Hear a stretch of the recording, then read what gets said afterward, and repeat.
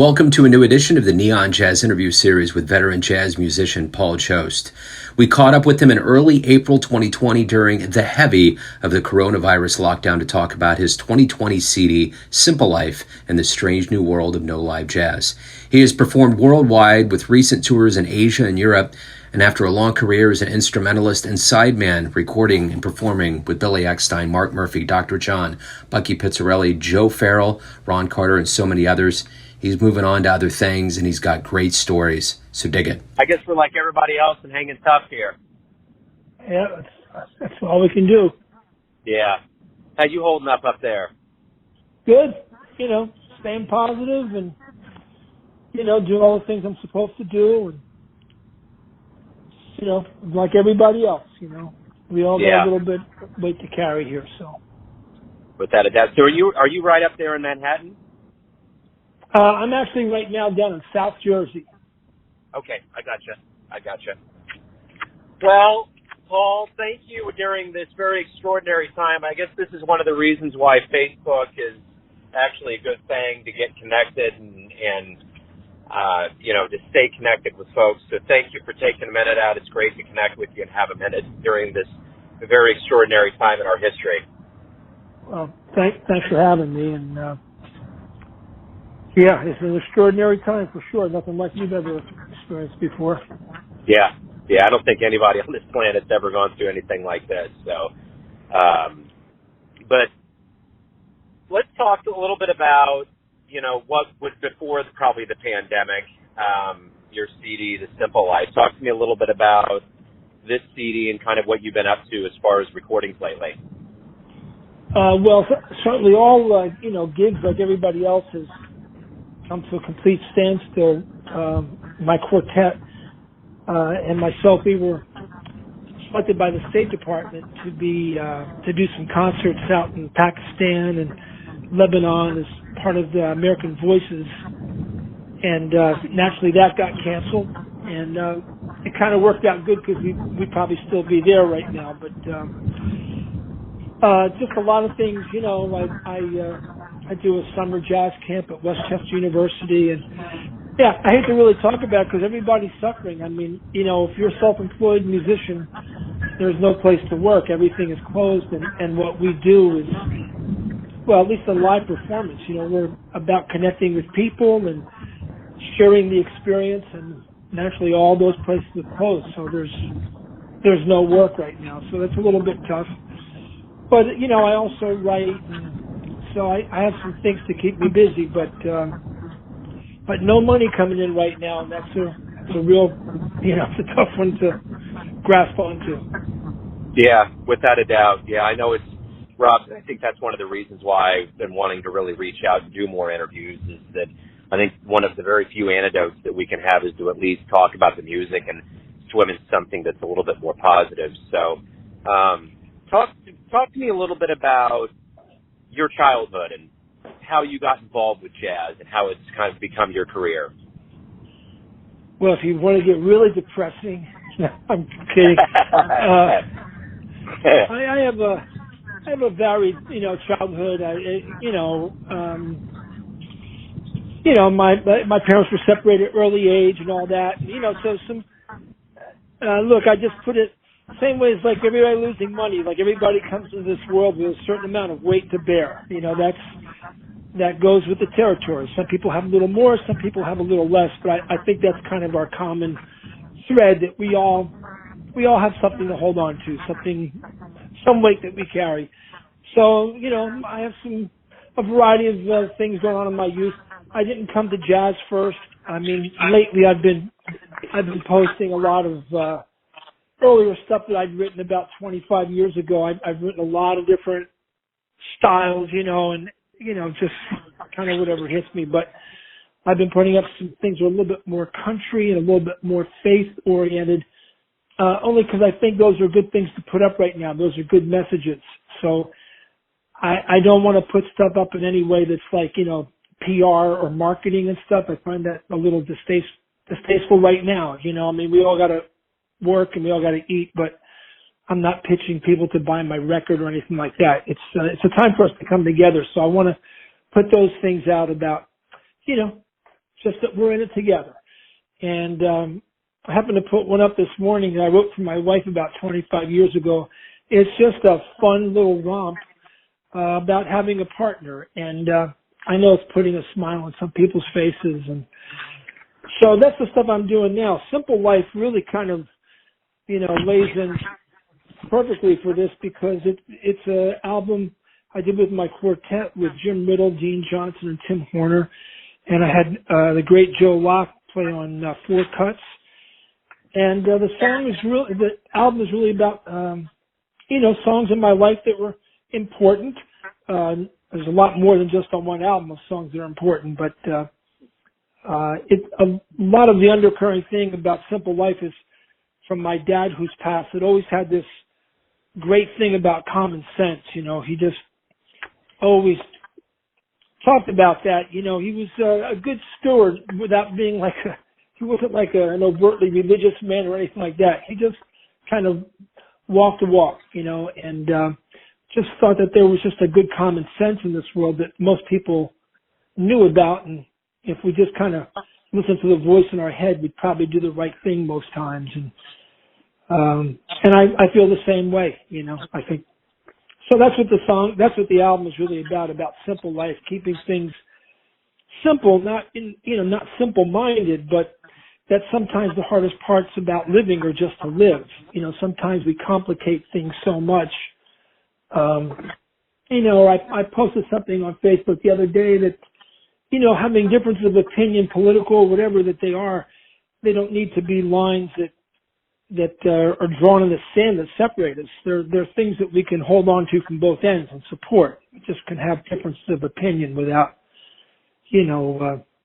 being so antagonistic about things, like we all kind of know how to treat each other without being told, kind of when you're doing something wrong and like my dad would say, when you do something nice for somebody, it always makes you feel good.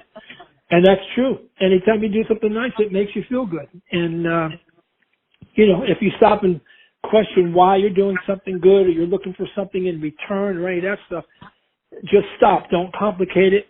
Just do something nice. That's it, So that's kind of the gist of the CD and what brought the tunes together. So what did you learn? You were an instrumentalist and now you're a singer, and you've been with a lot of big names over the years: Billy Eckstine, Bucky Pizzarelli, Ron Carter. What have you learned from kind of the legends and the elders of jazz over the years that's really resonated with you up to today? Well, I still am an instrumentalist. The things I learned from the elders at a very young age was, one was to be professional, always be a professional. And another thing was that if you take the gig, then you bring your best, which still, aligns itself with being a professional. When you put your name on it, it's kind of like you're as good as your last 8 bars. Doesn't matter what your history is or anything. It's what are you doing right now? And if you take the gig, you bring it in and you do the best that you can. You don't do it with an attitude or, this isn't hip enough or blah, blah, blah. You just deliver the goods. And I'd say that really stuck out greatly, like with Ron Carter, because I think maybe I was, maybe 20, 21, and we just happened to be on the same session together. And, I've always put to point some of this stuff out. Like I did a really wonderful session with Joe Farrell at a young age, but we were on the same dates, with Ron Carter, and I can't remember the artist, unfortunately, but it was like an adult contemporary thing. And then, I'm, kind of shaking in my boots, he's one of my heroes, and I'm still bringing my, going to do the best I can, but I don't know what to expect. It's going to be Ron Carter. And, he came in and he was just thoroughly about the music. There was never anything like, hey, man, like I play with Miles Davis or none of that stuff. He didn't look at me like some, 20-year-old kid, like, what are you doing? It was just really beautiful. And the only time he kind of asserted anything was it was so cold in the studio. Of course, I'm not going to say anything. I'm like 20 years old. I'm just glad to be there. But he mentioned about getting some heat, and the manager or the owner of the studio said, well, we never have anybody complain they like it cold. And he said, well, I played here with Miles before. We never had a problem getting heat. So I was, all right, Ron. I didn't say anything, but it was like, oh man, So that's one of the really big things I learned from all the elders I've been so blessed to play with was to be professional and also to be mindful that, when you say something, you're never sure how it's going to resonate. It's always good to stay on the positive side as opposed to the negative. And, I remember Joe Farrell coming over on this tune we were doing. Miko Monardo, this great arranger, he'd written this really kind of complicated drum thing. And I was nailing it. I mean, I really, I felt really good. I was hitting it. And, but, I'm a kid. I got the butterflies and all that. And on a talk back, Joe Farrell's making his way over. And I had just been listening to Outback with Buster Williams and Joe. Gosh, I must have listened to that 1,000 times. I'm sure I'm on a date. And the closer he's walking, I'm starting to feel like, oh, geez, he's going to say, so what's your real instrument, kid?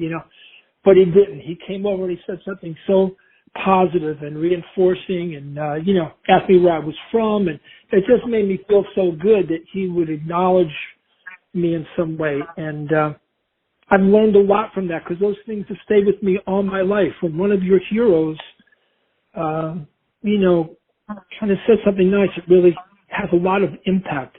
So you never know. We're all teachers and students at the same time. So, there might be someone you're talking to that really holds you at a high bar and, just be careful what you say. Just try, it's always, just better to stay positive and be reinforcing. In fact, I saw something on some show the other day about, there's some kind of, scientific proof about this, that when you say positive, reinforcing things to people, that they always get better. It always serves to make them better. But even if they're good at something, if you criticize and really find negative stuff, they'll get worse. It just plays in the mind, So yeah. those are the things I really, that I take with me, Yeah, that makes total sense. So what was one of the first live jazz shows you ever saw that made you think, man, that's what I want to do with my life? Well, again, it's not jazz. Like I come to music the same way, a lot of people did when I was growing up, and that's listening to the popular music to hit the airwaves, So I might have been listening to Standing on the Corner and, all the stuff of the day, and of course the Beatles and rock and roll. And, I got into Miles and Coltrane and Stravinsky, and I've loved music from a very, I started playing when I was 6, and I started working professionally when I was 12. So I've always, music just resonated with me. I just love music, period. So I think one of the first people I heard was B.B. King that just floored me. It was at the Electric Factory in Philadelphia. I might have been 6 feet from him. And man, he just I never heard anybody sing like that. And, I remember, I was in the studio once at Media Sound in New York, and this wonderful singer, John Barranco, sang on one of my tunes, just a little line. And man, standing next to him was like, oh my God, I would love to be able to sing like that. And he just had such a beautiful, rich voice.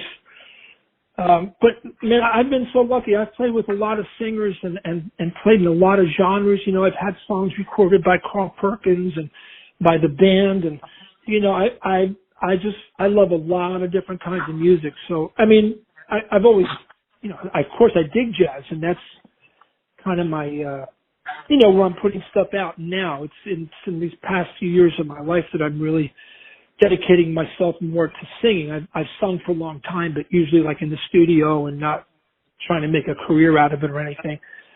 But, these days and at this age that I'm at, I think I have a,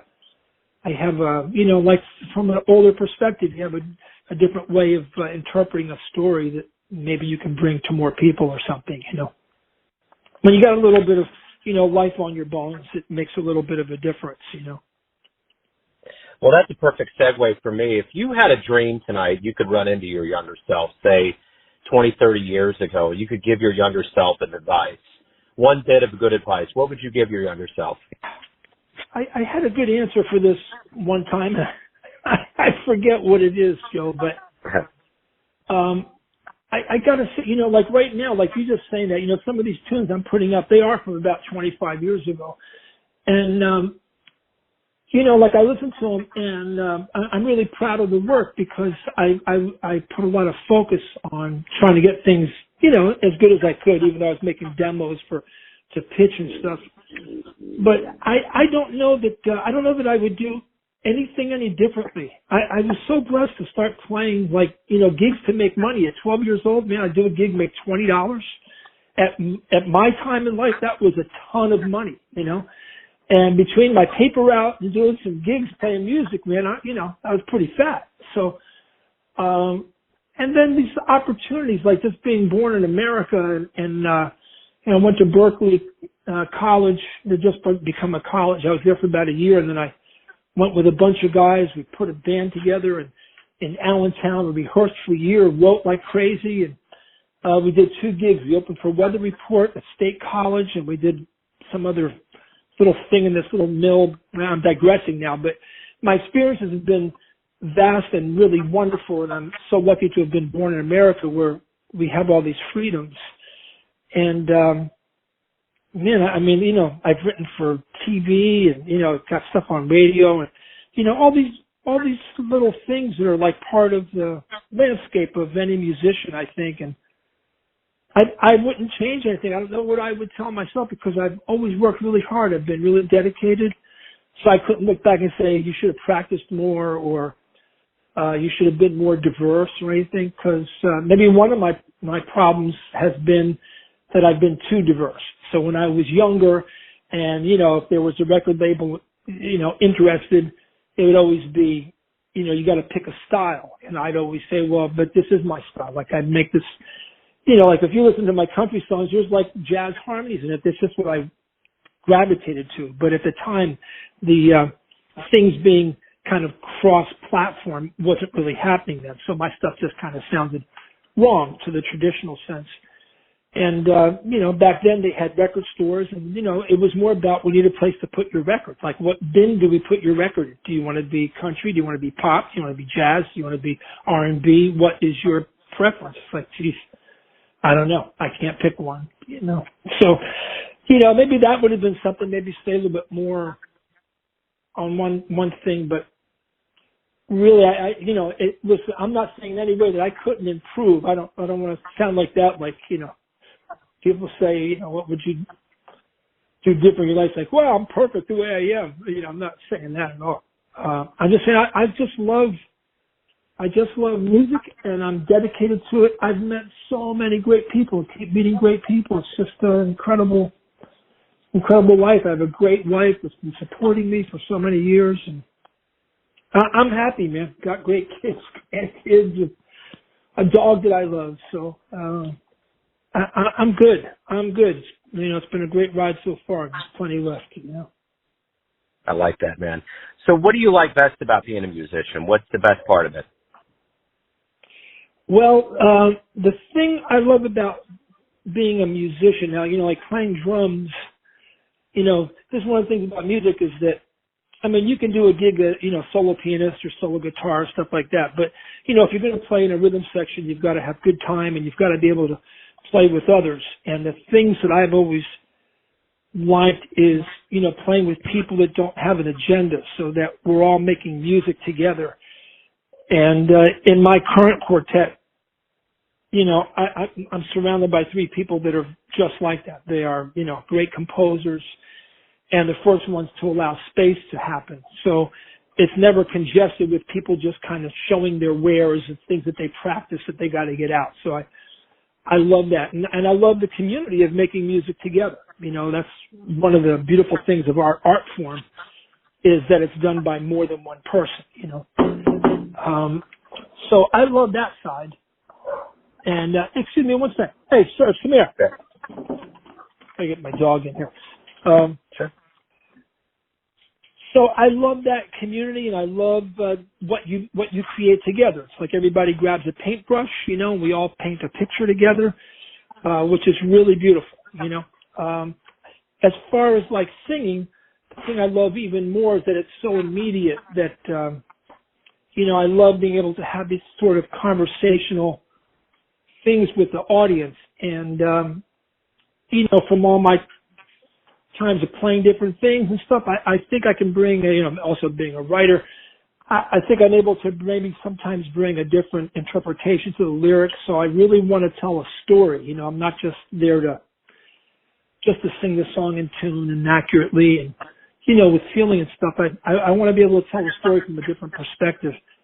And I love when that happens. And I tell you, of course, who doesn't love playing festivals for a lot of people and all that? That's great. But I love the small places, the underground. I play a lot of underground places in New York, meaning that they are actually physically below ground. You have to walk down into them. And I could send you this little short piece I wrote. Maybe I'll put it on Facebook for you. But I just love that intimacy. It is so real. It's where, you can explore some things and it's something that you share. I just love that. I just love, I get excited playing for 80 people or 50 people. And it's harder. You could play for 1,000 people and that's beautiful. And you still try to make it like it's one-on-one, even if it's a large crowd. But man, when you're sitting like 5 feet from someone, it really puts it on you. Like you really gotta come up with the goods, like and stay open to these possibilities, without, clogging things up too much. I love that. I love that side. It's just wonderful. I want to know from you, we're at a point right now where all the music is silenced, and we're going to get back to that point where the live music's going to be back and going. What do you hope that both the musician and the audience member gets from this quarantine experience so that when we get back out, what revelations do you hope we get when we get back out to see the music and perform and enjoy it? Well, I'm just hoping that, globally, Joe, I hope that this whole thing is kind of, maybe it's a forced awakening of how much more alike we are than we are different. And that this global pandemic, like maybe we'll apply the same things to global warming and, to, a global survival.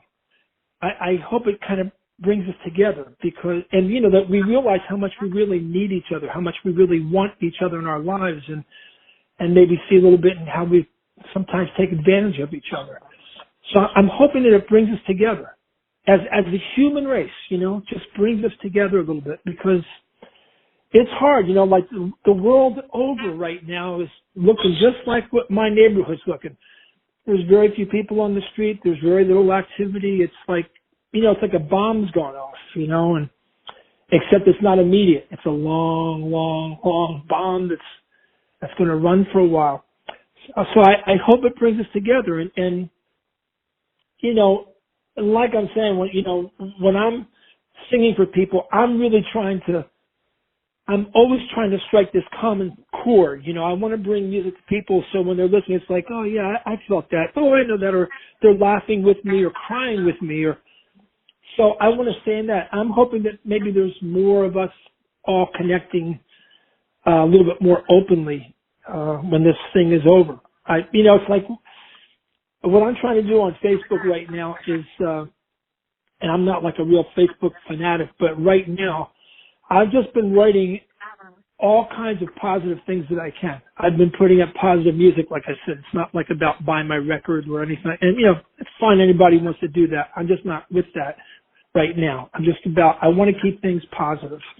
And, I put something the other day that, and this is true, that if you smile, even if you don't feel like smiling, if you smile, it tricks your brain into releasing endorphins because it thinks that there's something why you're smiling, and you'll feel better just putting a smile on your face. I want to try and do those things. I have a lot to say politically, but I'm not going near it right now. I just want to, there'll be plenty of time for that, and I'm hoping everything kind of works out. But right now, I just see trying to stay as positive we can, try to keep ourselves united, and caring for each other, loving each other. Like the thing with, I said something the other day that making me, but like I think for most of us, we've been taught to point the finger inward, at the man in the mirror and with concepts like the golden rule it's not like outside the box, and it those things keep us from pointing the finger outward. So I'm just hoping that we listen to that voice in our head, that we don't drown out that voice by letting too much noise in or creating too much noise ourselves. Just kind of like a quiet time for maybe reflection a little bit and finding that space, and so I'm hoping we all come out the better for it. Because we're going to lose a lot of people. It's so sad, and it's really disheartening to see in our country what a great country it is. We're putting all these first responders and nurses and doctors out, laying their lives on the line every minute of every day, and they're not going out with the right equipment. Like, we would never do that with our soldiers. We'd never send our soldiers into war with half-baked goods that they're using, and without some unified leadership or, inconsistent, intelligence. And it's amazing what we're expecting and taking from these people. It's really, it's hard. It's hard that that's happening. We should have been ready for this, a little more than we are. Can't fix that now, so. Yeah, I agree. So everyone has their version or their interpretation of you, or perception, I should say. Your family, your friends, your fans, but you're living your life. Who do you think you are? I think I'm the luckiest son of a bitch on the planet. Because I just, like I told you, I've been doing what I love since I was 6 years old. I mean, despite my maybe I got off to a rough start, but music found me, or I found music, and it's been my lifeblood, and there's so much beauty in there. Now, there's a reason why it's called the universal language, and because it is. It really is the universal language. So I'm so grateful to have found that. I said something to you the other day. Geez, all this stuff I'm saying, but like, it's easy to say to follow your dreams and to be a good person, all that stuff. That's easy to say when you come into the world with options. If you come into this world and you have options, it means there's possibilities in your life. There's a lot of people on the planet that don't come into the world with options. Their only possibilities, or their only hopes and dreams, are to find water and shelter and try to avoid, oppression. But if you do find yourself with options and possibilities in your life, then it's your responsibility to find whatever your gift or your path is and, do it the best you possibly can. Dig into it and consider yourself lucky, and that's all I could say is I'm aware of how lucky I am. I'm grateful for it. I'm grateful for where I am. I've got good friends that are sincere friends. Like I said, I have a wife that is, been so supportive for as long as we've been married. I've got great kids, great grandchildren. I have a modest home, but it's home, I'm not rich, but I'm rich in ways that are really important to me, So that's who I am, and I'm really glad to be here. It's look, anything you do, I say to students, like, there's that adage, find something that you like and you'll never work a day in your life. And I always tell them, excuse me, but for me that's bullshit. If you can find something that you love to do, that's great. That's great. Like I'm saying, you find your path and you do what you got, but you're always going to have to work at it. Nothing's just going to be thrown on your lap, and there's never that sense of entitlement. It just means that when you work at it, and if it's something that you love, the work might not feel so heavy, or there might not be a lot of angst that goes with it. It's like that you're striving towards something. And I still practice, every day, and I'm always trying to open doors, and I feel the frustrations of not being able to get something right away. But I know in the back of my head from years and years of experience that eventually I'll get it. I'll get it. Just got to stay with it, put the work in, put in the time, and eventually the gift will be granted, and it'll be part of my life. So I'm grateful for all that stuff, man. I'm just, I feel very, very blessed. Right on. Paul, that's a great, triumphant way to wrap this up. Thank you for taking some time out during probably one of the most extraordinary times that we may live through not only our lives, but in this chain of human history. So thank you for taking some time out. My pleasure, Joe. Thanks for having me. And, I was telling Valerie, my wife, the other day, I can't believe in our short life here on this planet, so much stuff has happened. I mean, I would have never thought in a million years I would be living through this kind of phase, Thanks for listening and tuning in to another Neon Jazz interview, where we give you a bit of insight into the finest players in New York City, Kansas City, and spots all over the world, giving fans all that jazz. And thanks to Paul for his time, music, and stories. If you want to hear more interviews, go to Famous Interviews with Joe Domino on the iTunes Store. Visit Neon Jazz at youtube.com, and for everything Neon Jazz all the time, go to the neonjazz.blogspot.com. Until next time, enjoy the jazz, my friends.